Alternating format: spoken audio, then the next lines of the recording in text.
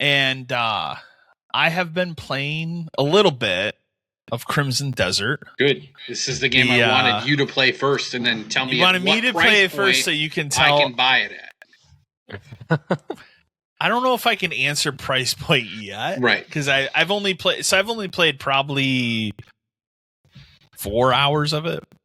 Because I started it Thursday night when it launched, and then I was out of town Friday and Saturday, and I played a little bit today. This game has one of the worst first impressions of a game I've ever seen. Like, I'll preface this by saying I like the game. So, well, I'm going to talk about a lot of negative aspects about the game. I overall like the game and am enjoying my time with it. But if you are not prepared, and like, I didn't watch a lot of stuff of this game going in. Like, I had seen a couple videos, but it generally was something that interested me. And when you get to a certain point, it's like, I don't need to see anymore. Right. And so I didn't watch a lot of stuff, but we'll start with saying it has what I would consider a bad control scheme. There is no way to change the button mapping in the game at all right now as it stands. Wow. They probably will change that at some point, but not. You can invert the controls though. So okay, good. But that's if you couldn't, I'm out. Yeah, no, that's it. That's the only thing you could do. So, the first hurdle for me was jumping. And there's in the first hour tutorial, there is a lot of platforming. And so how you jump in this game, and I'm playing on a PS5 Professional. I will point out this game is another good PS5 Pro game. So we're finally doing it in 2026 between this and Resident Evil. Because I have seen this game running on a base PS5 and it looks kind of rough in comparison. So there is definitely a difference. So jumping. So that was probably my first what the fuck moment of this game. So to jump, you have to hold L1 if you're on a PlayStation controller. And then you have like a little cursor that comes up. And you have to aim where you want to jump, like within a certain distance, and then press square while you're holding L1 to jump. I have to That's wild. Aim to jump. Yes. That's insane. And the first time I did, I just sat there and I was like, this can't be right. Like, I should be able to just, like, we've solved this issue in video games over the last 20 years. Like, I would say, like, control scheme, it plays like a game from 20 years ago where open worlds were first new and we were just learning how to maybe create controls for this type of game. These kinds of worlds. Yeah. There are some parts of it that work fine. Like, combat works fine. But traversal is not great in this game. You also do the same thing for jumping as you do for talking. About 90% of the time. Not all the time. Huh. This is another problem I have with the game. So you have to hold L1 and then press square to interact with anything in this game, be it talking, picking shit up off the ground, whatever, but not all the time. You will have certain like moments in the game where all of a sudden you'll be walking and you can just press square and pick something up off the ground. So I don't know why, like 90% of the time you have to hold L1, but there's a 10% chance you don't. Like it's really bizarre. And I struggled into that more today than I did the other day when I was playing. But I'll say just right off the bat, like the controls take some getting used to. I was gonna say, can we back up a second? And what the fuck is the point of the game? It's nonsensical. Okay. So let me explain. Because even as someone who was like, I don't want to know too much about it before I play. I feel like they purposely didn't even tell anyone about what the story was. I will tell you anything I tell you about the beginning of this game, because I in order to explain it, I will spoil the tutorial of the game.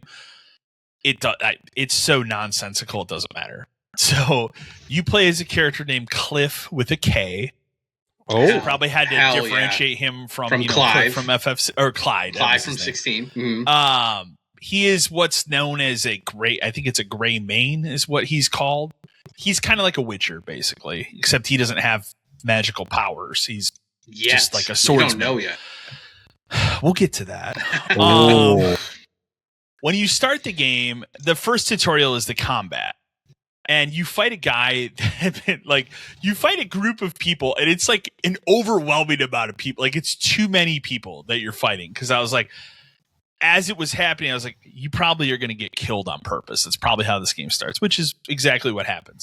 This guy fucking kills you, slits your throat, and throws you in this river. That's how this game starts. And then the next thing is you magically wake up and you're alive.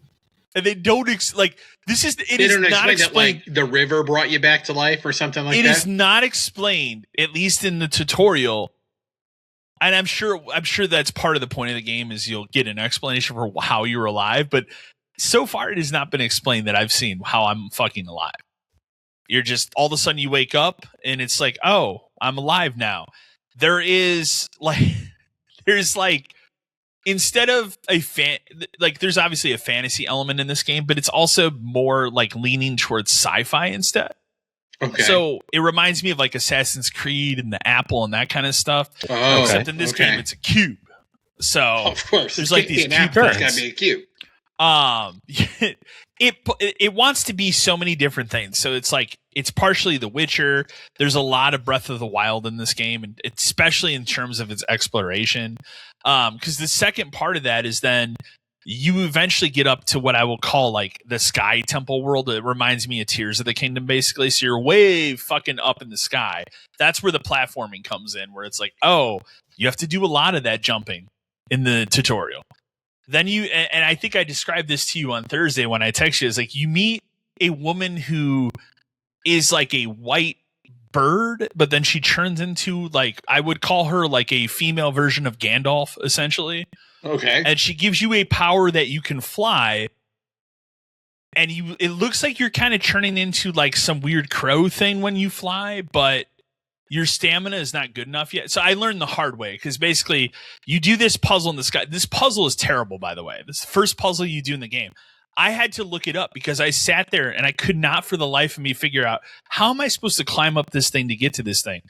And I just Googled it. I'm like, how do you blah, blah, blah, get in this thing? The first video that pops up is like, most people stop playing this game here. This was on Thursday. Oh, boy. And I laughed. I'm like, oh, man, we're really in it now. I finished that puzzle, and then she gives you that ability to fly, and you basically get kicked off this platform, and you're just free falling in the sky. And I'm like, cool, whatever. So I go to do that.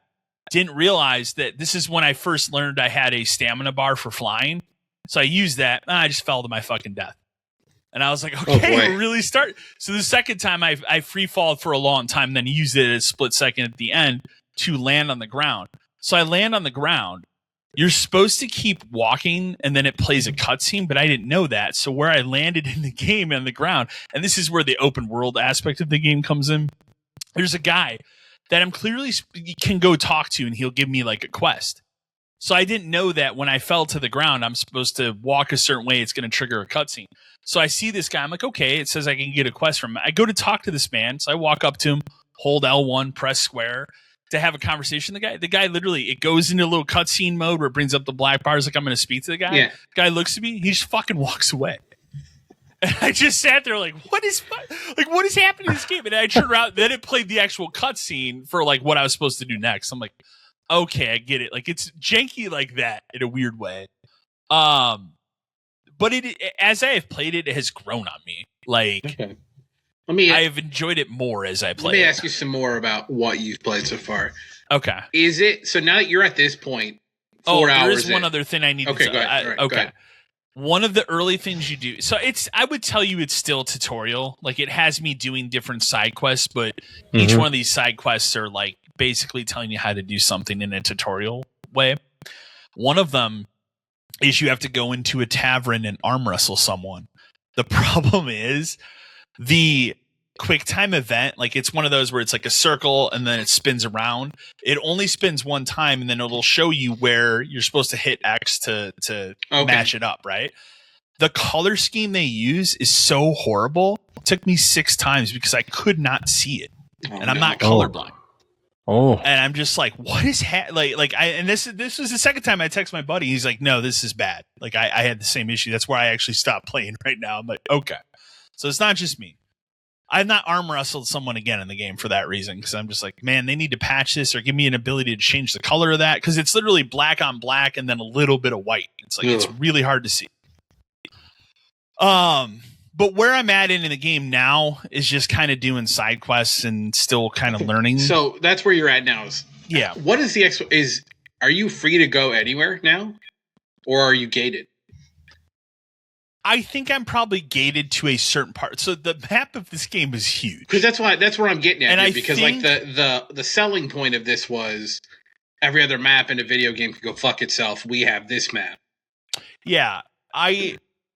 If I were to get on my horse and just start riding, I think I could probably ride around the world now if I wanted to. It doesn't seem like there's anything that would really gate me off from doing anything. It's just the game that just being has said, though, weird design choices. So that being said, though, does it feel empty? Like no, okay, because it doesn't. One of the gripes I had with like Breath of the Wild when I originally played it was like it's just there's a whole lot of nothing in that game, like a ton of nothing. In that game, a lot of it was the limitations of the Switch itself. I get that, but if you're going to tout a world that's you can look at this mountain and you can go there, but there's nothing to do in between. That's a problem. Oh no, I will say like so the first like major town you get to, there is a ton of stuff you can go talk to this person, that person. But even where I am right now, like for example, one of the last things I just did, I just finished a quest and I got on my horse and I was going to go ride to do this next side mission. I even ride like 2 feet. And I just found 2 random dudes just tied up on the side of the road. Yeah. Okay. So that's the kind of stuff I'm interested in. Yeah. And I was like, I let them go. They were like, thanks. And I still don't know what that was about. So I didn't investigate it further. Just something to do. Okay. Yeah. No, there is stuff to do. Like so far, I'll say like the world feels very full of things to do. There's a lot of NPCs and stuff that you can interact with. So, another of the systems and the controls and the mechanics and stuff, another gripe I have with the game. This game has what I would describe to you as like the Batman detective mode. Okay. But it is a helmet you put on that has like 2 antennas. And interesting. The way you have to put this thing on. So like you will get into situations where like, okay, go explore this cave. Okay, I go explore this cave. I get in there. And it has that like Batman detective mode when you get in there of like, okay, you can put on this helmet and see this memory fragment of what these people were doing in here. Okay. Okay, sounds fine. But in order to activate that, when you go in there, you have to go into this menu, pop on the helmet, and then while you pop on the helmet in the menu, you have to click on the helmet, go into the sub-menu for that helmet, and then click play. And then from that menu, select the correct thing to play. This seems really exactly. Bad. Where I'm like, why can't I just pop the helmet on and it shows me right there? This really just seems, it really feels like, and now that you've played it, cumbersome. Well, it just feels like it is. We like these 12 video games. What if we made these 12 video games one That's video exactly game? What it seems like. Yeah. I mean, from what I'm reading and what I'm hearing, like, that kind of sounds like it's just pieces and parts of everything. And again, I've only played 4 hours of it, so I've seen a lot. Like again, I've seen the reviews for the game are all over the place. There's some positive ones. There's some really negative ones. I would tell you from what I've played so far, I don't think the IGN 6 out of 10 is wrong. So like I can understand it. I haven't gotten to any because the game supposedly also has some pretty crazy difficulty spikes. There is no difficulty slider. It's just one difficulty.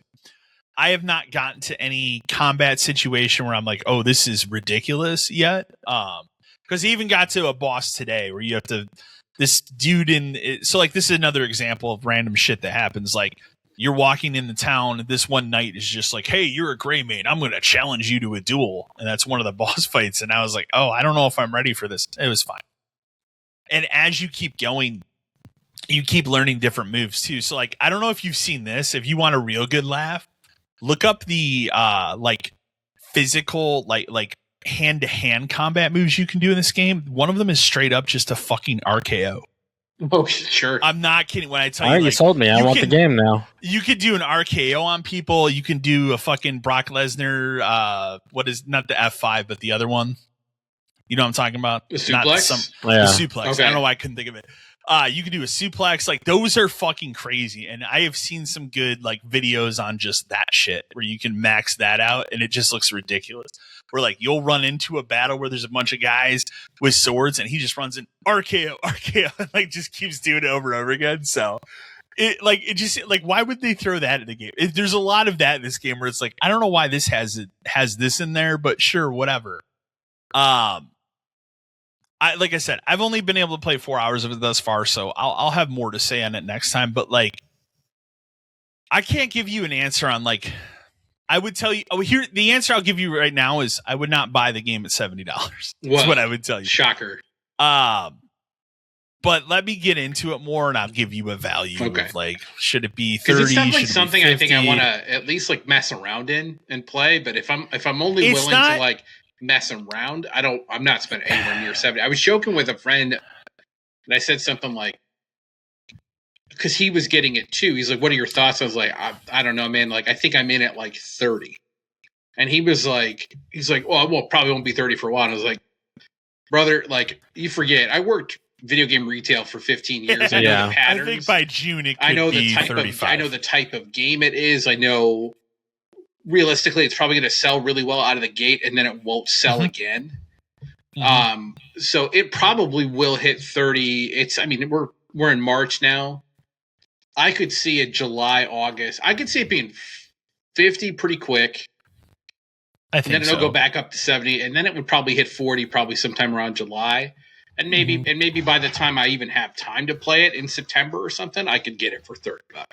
I got Metal Gear I got for $30. Not even 6 months. They did some crazy flash sales on that. That went crazy too, and that's a game that's it did. Incredibly popular, a good game. So yeah, I don't know. Crimson Desert just feels like one of those things too, where like it'll always be an oddity of like somebody took a big swing to try to make something crazy. That's probably the thing I appreciate about it most. It is its own, like these people made their own engine. So it's not an Unreal game. It's not like it's its own engine for better or worse. And I have like just playing the game, I have an appreciation for this is a new thing that these people tried to make. It's not pulling from some existing franchise. It's not based on like a book or a movie or anything like that. It's its own thing.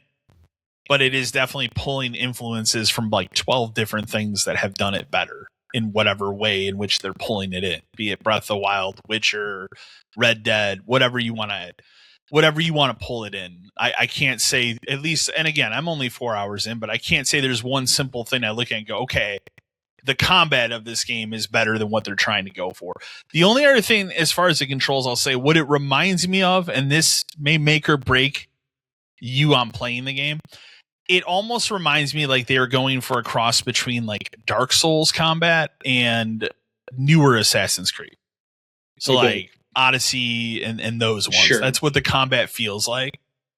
It has that same like block and parry system that Assassin's Creed does, but in terms of like targeting different enemies, I don't think it's as smooth as, and that's like every single aspect of the game. You could be like, okay, a lot of these puzzles feel like Breath of the Wild puzzles. They're not as smooth as Breath of the Wild puzzles. Like that's the same. You can literally interject that in like every aspect. It's just going to be not quite as good as the game they're trying to imitate for every possible thing. I will say, I think that the voice acting in the game is actually pretty good. The problem is that the story is nonsensical. Like explaining all of those things to you that I've seen thus far, I have no fucking clue what's going on in this game. I still don't know why this dude's alive. Like, I don't know why he's alive. I don't really know that. Like, they didn't do a good job of explaining like what's the battle, why this antagonist wanted to kill him.